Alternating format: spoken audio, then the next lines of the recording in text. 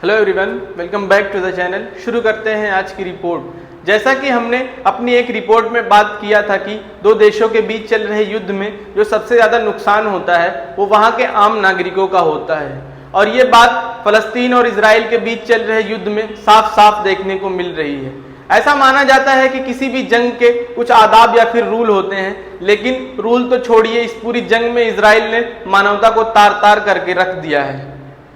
Gaza से एक बहुत ही खौफनाक खबर सामने निकल कर आ रही है, जिसमें बताया जा रहा है कि गाजा में हर तरफ चीखों पुकार की आवाजें हैं और लोग इधर उधर अपने इलाज के लिए दर बदर भटक रहे हैं,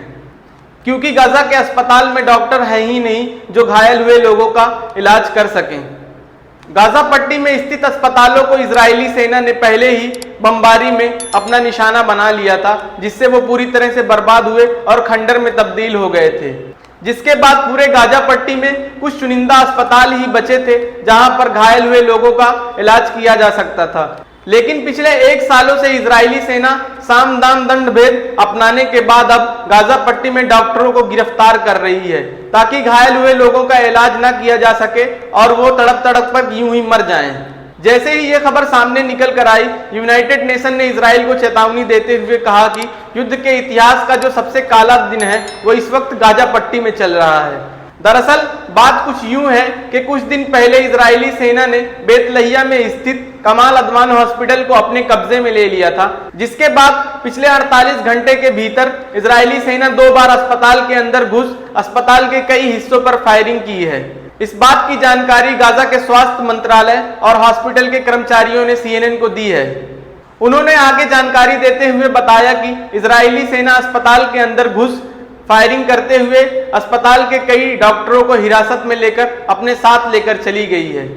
जिसके बाद उत्तरी गाजा में इजराइल के नए हमले में घायल हुए लोगों को अस्पताल लाया जा रहा है, लेकिन वहां उनका इलाज ही नहीं हो पा रहा है क्योंकि पर्याप्त डॉक्टर ही नहीं है, और घायल हुए लोग अस्पताल के फर्श या जमीन पर पड़े हुए हैं और किसी डॉक्टर का इंतजार कर रहे हैं जो आकर उनका इलाज कर सके और उनके दुख और दर्द को दूर कर सके। गाजा के स्वास्थ्य मंत्रालय ने बताया कि इजरायली सेना ने अस्पताल के पुरुष चिकित्सा अधिकारियों को हिरासत में ले अपने साथ लेकर चली गई है, जबकि अस्पताल की महिला डॉक्टरों को अस्पताल के एक कमरे में बिना खाना पानी दिए बंद करके रखा है।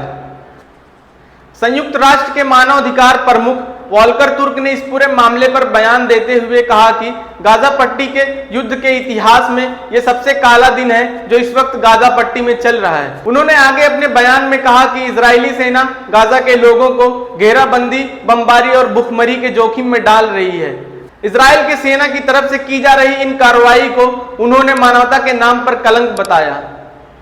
पिछले कई सालों से इजराइल की सेना फलस्तीन और गजा के लोगों पर ऐसी तमाम कार्रवाइयां करती आ रही है, लेकिन पूरे विश्व में एक भी ऐसा देश नहीं है जो इजराइल के सामने खड़ा होकर उनके इन कार्रवाइयों का विरोध प्रदर्शन कर सके और इजराइल की आंख में आंख डालकर ये कह सके कि नहीं, अब ये युद्ध को रुकना चाहिए। सिवाय यमन और ईरान को छोड़कर इस पूरे विश्व में 57 ऐसे मुल्क हैं जिस पर मुसलमानों की हुकूमत है, लेकिन वो भी इस पूरे मामले पर खामोश बैठे हैं और तमाशगीर बने बैठे हैं। आज की रिपोर्ट में इतना ही दोस्तों, मिलते हैं अगली नेक्स्ट रिपोर्ट में। वीडियो अच्छी लगी हो तो लाइक करना, चैनल को सब्सक्राइब करना। Thank you so much.